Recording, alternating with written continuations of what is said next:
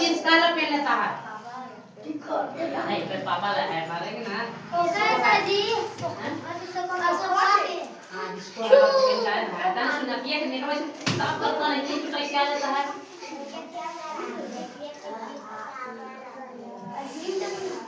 नानी के घर रखते हैं मैं सर्दी करवा दूं जी चाची पढ़ी एक बार पढ़ो चाची इन्हें मुंह धो कैसे बोलो अबे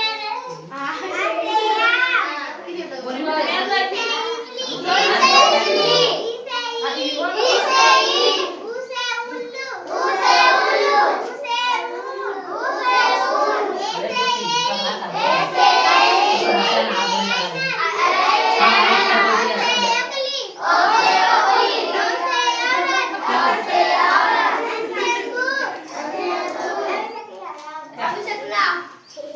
कितना अच्छा है तो समझ में ना पड़ गया आई पढ़े तो पढ़े तो ऐसे यार अब